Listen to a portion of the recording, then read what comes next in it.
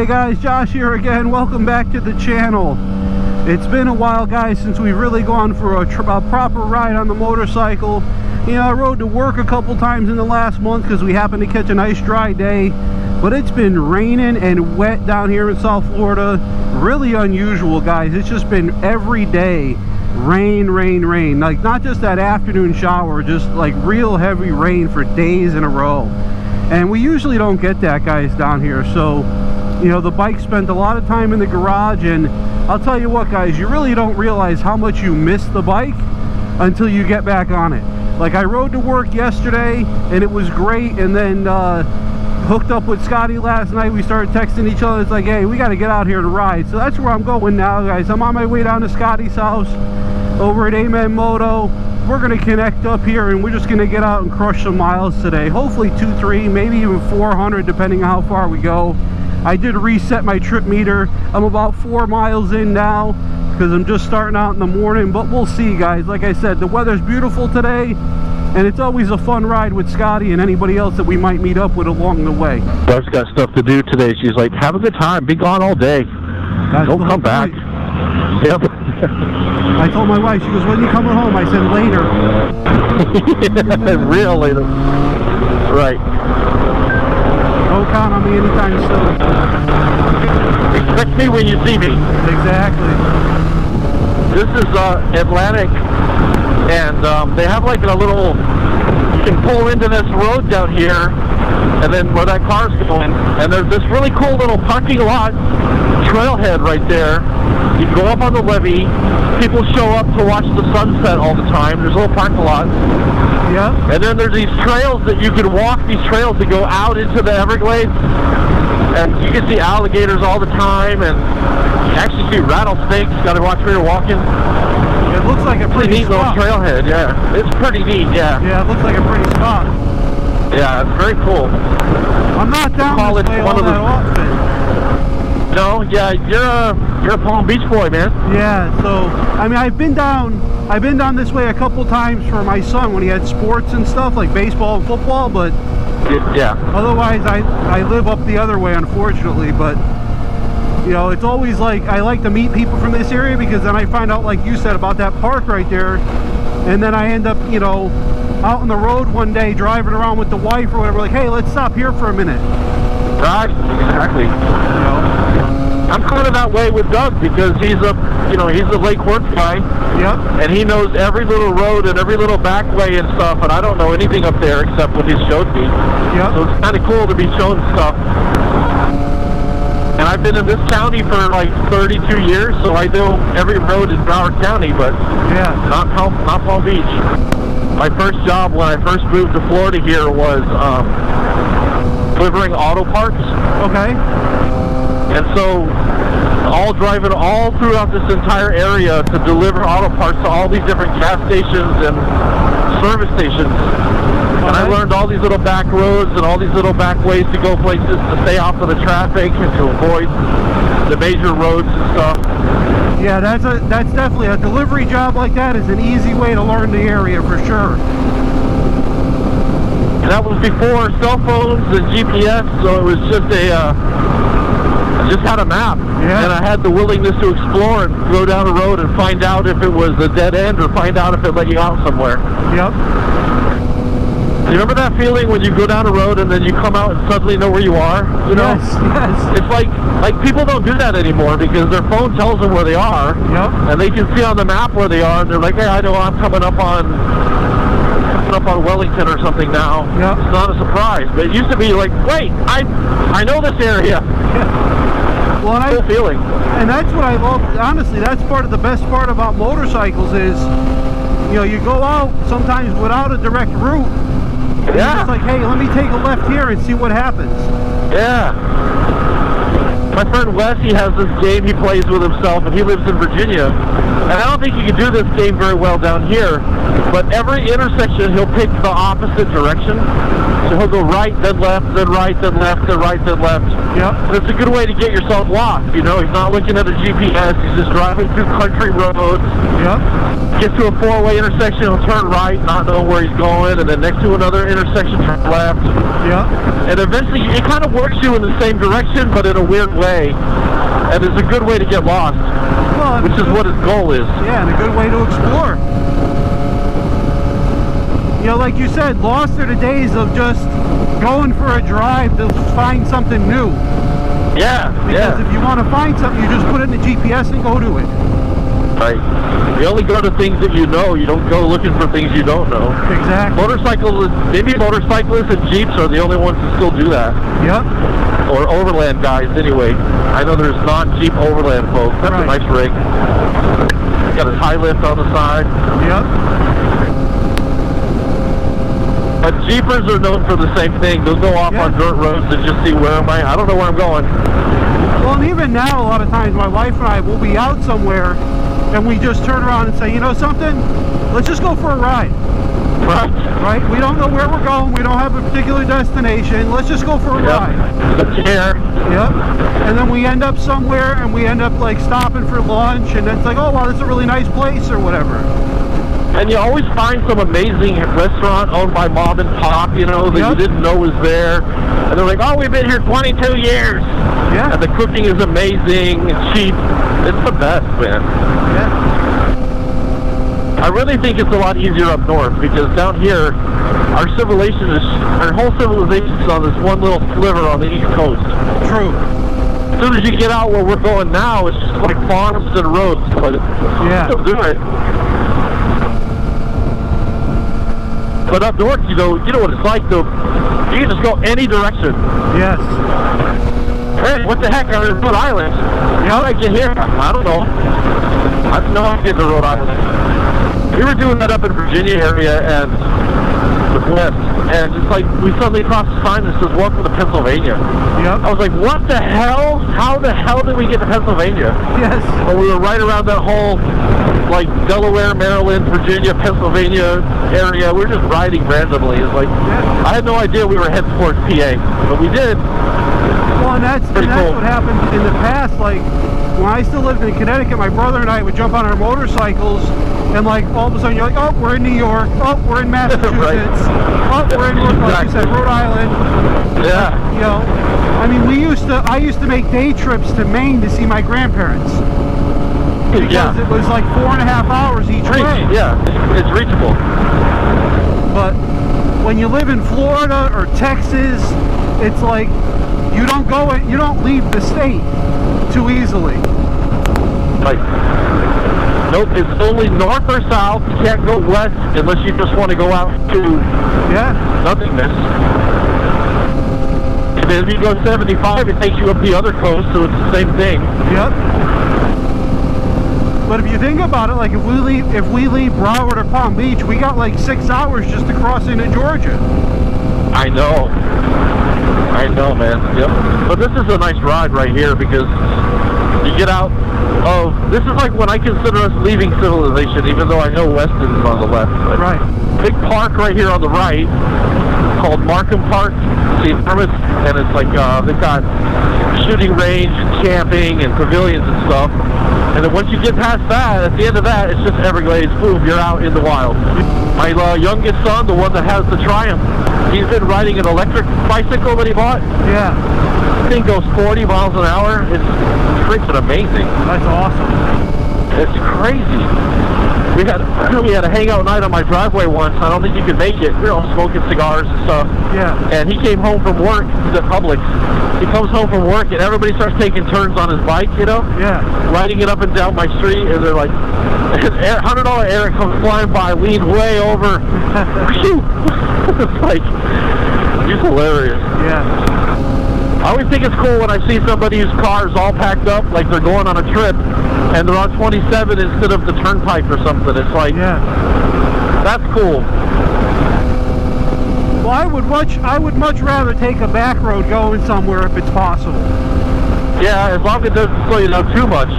Yeah. You gotta admit, this is a lot nicer than the Turnpike. Oh, yeah. Or 95, you know. I said we're the same generation, buddy. Oh, yeah. Yep, Generation Gen X. Gen X. We're the best generation. I know. The one they never put on the list was that way. Yep. Saw this thing that was like, how likely are people going to feel lonely? Boomers, millennials, Generation Z or Y, or whatever these things are called. Yep. Gen X wasn't on there. Like, leave it that way. Yep. Keep forgetting about us. I love it that way.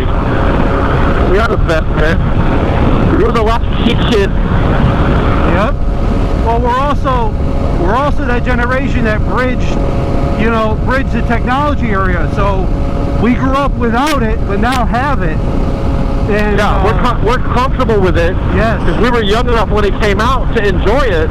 Yes. But we didn't depend on it. Right. Yeah, we're the best, man. We're going to be the generation that survives the zombie apocalypse. That's right. We're the only ones left. Yeah, I've been working on my bucket list for rides. One of the next ones I want to do is I want to go do the Dragon, but I also want to do just that, any roads in that area in eastern Tennessee and like western Carolinas, that whole area. There's a couple guys on Instagram that I talk to that all ride up that way, and it's like one of these days I'm just going to jump on the bike and ride up there and spend like 2 or 3 days just tearing that whole area up. So I absolutely love it. Oh yeah, I can't wait. Well, we were talking about, like when I was saying that we were crossing over into Pennsylvania and stuff back there. Yeah. I was going to ask you if you've ever been to the Dragon. Yeah, no, because, not yet. On the Dragon, there's like, you pass a sign that says, "Welcome to Tennessee." It's like, yep. The first time we did it, I didn't even know that we were that close, you know? I thought the Dragon was all North Carolina. Yep. And half of it's in Tennessee. Yeah, I want to go. You gotta get off this way. There's a hotel up there called 2 Wheels Inn. They have every room comes with a garage for your motorcycle. Wow. And it's like, I don't know, it's like 15, 20 minutes from the Dragon, I think. Okay. So my goal is to, grab a room up there, probably just shoot up one day, right? Because it's probably 10, 12 hours. Yep. Fire right up there, get up there, go to sleep. The next morning, get up and just explore the area for like 2 or 3 days. Yep. And then turn around and bust ass home. It's like we were talking about, right? That would be one of those trips where I would just get up. I mean, obviously I would meet up with the people that I've been talking to, but one of the days I would probably just drive. You could just go explore. Yeah, I would just drive and take whatever turn I felt like and end up wherever I ended up. The only thing I would be concerned about is making sure I was within 100 miles of a gas station. Otherwise, I wouldn't care. Welcome to South Bay! We leave here, sometimes Doug and I go back that way behind us. Yeah. And you follow that road out there, that'll take you straight out to, like the Canner Highway and stuff. Okay. Which leads you back to the Beeline. I know where we are now. Yeah, you've been around here, right? Yeah, you had that feeling. This is how we come when I come across. Yeah. Yep, it's exactly that feeling. You met up right there at that road when you take the if you go Beeline to the southern to the Canner and all that stuff. Exactly. If you go back there and you make a left, you head out back towards southern and then down and around. Exactly. Yep. It's funny how you talk about something like that and then it happens. Right. Yep. This is a real cool road. It's called Old 27, and Doug and I rode it, and it parallels this 27. Okay. About 100 yards over there. Yep. And there's a lot of mucky dirt and stuff. I wouldn't want to take you on that bike. Right. But when you get your dual sport, and it's about, this is where it branches off right here. It goes that way. And then it just follows parallel, and some of it's paved, some of it's gravel, and some of it turns into like dirt, and you can like sometimes you just do this to walk through it, Yep. But it's like 10 miles, and it's pretty neat. It's pretty cool because that was the original 27 before they shifted it out to here to make it like 2 lanes or 4 lanes or whatever. And So Some now of it's I like got just more reason to go buy a Pan America. That's right. Perfect. Well, what was funny, it's funny you say that too, Scotty, because where I lived in Connecticut, there's a town, Beacon Falls, and Route 8, which was like the highway, ran right through Beacon Falls for years. And then sometime in the mid-70s, like around when I was born or so, they built it out and they added, they changed the direction of the highway. So old Route 8 was part of the downtown area. Yeah. And it's the same kind of thing where right now for there's an exit at both ends of old Route 8 that gets you to downtown Beacon Falls. Yeah. Yeah, so that's like the old Route 8 and new Route 8, right? Yeah, exactly. And what's funny so is old 27 is right over there, and some of it looks like the original pavement just broken up and allowed to be overgrown and stuff, and that's kind of neat because I don't know how old it is. It's got to be 30, 40 years since they've done this because I've never not seen it this way officially. Right. And I've been here 30 years, so. Yeah. Well, it's funny because, like, you know, people that know the story or that are in our age bracket and older will still refer to it as Old Route 8, even though it's North Main Street in Beacon Falls or whatever. Yeah. Yeah. That's obviously, I think you know that, that's the levee. The Lake Okeechobee's right there. Well, and it was funny because back to that first trip that my wife and I and my son took across the state, you know, 8 years ago, we were like, oh, cool, we'll drive by Lake Okeechobee, we'll be able to see the lake. We didn't know that you can't see You never see it. You never can see it. The only spot you can is back on that other road where the bridge is. Nope. Duck called Betty's Church. I go out there on a Sunday. Yeah. Buy stuff. The guy's like, what did you do on Sunday? Oh, I went to church. Oh, you went road right up here called Evercane Road. Evercane, and it goes that way. And if you follow that, it kind of does like a southwest, southwest, southwest zigzag thing. Yep. And leads you out down towards Naples. Okay. And that's one of the rides we've done in the past, is come up like you and I just did, and then go down Evercane, which just goes between nothing but Sugarcane Road. Yeah. Forever. That's, I guess, why it's called Evercane. And it's just nothing but sugarcane on both sides of you as far as you can see for like 50 miles. Yeah. Well, that's why I know Memorial Day, like, you made the trek up to us before we started our ride, so I was like, you know something? This time, let's do the opposite. I'll meet you down south because I haven't ridden like that stretch of 27 and stuff like that at all. And then we can figure, you know, we'll go that way. That way you're not trying to, you know, go an extra 100 miles to meet up somewhere. I appreciate it. Yeah. I was originally planning on doing the route that I printed counterclockwise. Yeah. So I would come to your area and then cut across. But then when you said you'd come down here, I was like, you know, I haven't done it in this direction in a long time. So I haven't been through here in this direction. I've come this way. Yeah. But I haven't been this way in a long time. So as soon as you said that, I was like, yeah, that'll be cool if you come down here. And then when we come back around at the end of the route, you can peel off before I leave, you know? Yeah. Well, that was the thing too, is our last ride, everything was north, so you were kind of on your own coming north and then on your own for the last, you know, last 30 miles or 40 miles, so. Yeah, I got like an extra 80 that you didn't get. Yeah.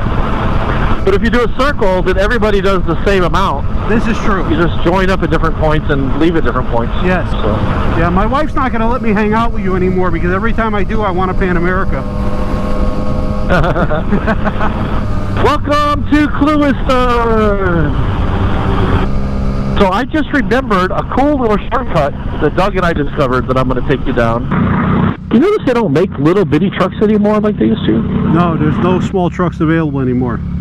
Like the old Nissans and Toyota. Yeah, little Ford Rangers. SRs, little bitty Rangers, yep. You can't buy those anymore. I guess the Maverick is kind of coming back as that, but even that's a little big. That's probably the smallest thing you can get now. Yep, and compared to the old little Rangers and Toyotas, it's kind of a, I mean, it's a bulky little truck, Maverick. It's kind of cool looking thing. But those little guys, they were just nothing but utility and economy. Yep, I had an 83 Toyota pickup for a while. 80 what? What year? What year was it? 1983. 80, oh yes. Yeah, 83, baby. Little two-wheel drive, 5-speed. That little four-cylinder Toyota motor. I love that little truck. I'm pretty positive that this is the little I found. Well, we're about to find out. Right. And I've got my Apple CarPlay running, and I've just got it punched into the Circle K. Yep. And so it'll immediately update and tell me if this is a bad idea. So no, it's saying I can go straight, so that's good. We were in upstate New York one time, and my wife had we had a 2005 Ford Expedition back then, and we had bought it used, and we were upstate New York because her stepsister was getting married, and their family had a farm up. Her husband's family has a farm up there. So this was one of those, hey, come on, let's go explore. We got a GPS. If we get lost, we'll just push in the hotel and we'll get back to wherever we got to go. Right. We were heading down a road like this, but it was in the mountains of New York. And all of a sudden the GPS goes, there is little to no data for this area. Please turn around. And I was like, let's keep going. She's like, no, let's turn around. Yeah, sometimes you gotta listen. You gotta listen to the wife sometimes. Yes, it was so hilarious because it was like, nope, we're turning around now. Let's go.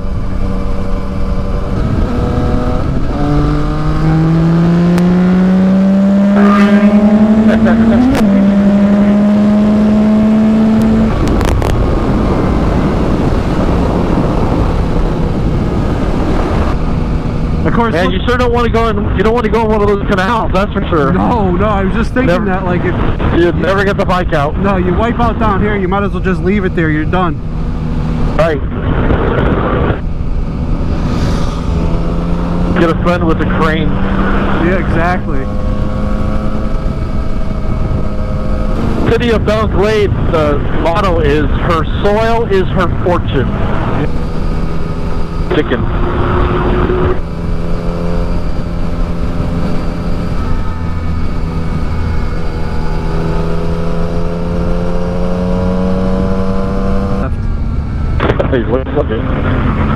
Tighter than I thought.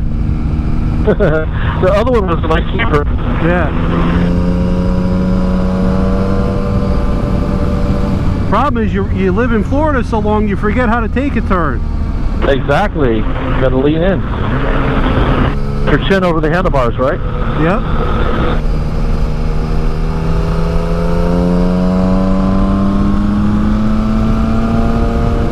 Else? Yep. Yeah, you gotta ride her right back.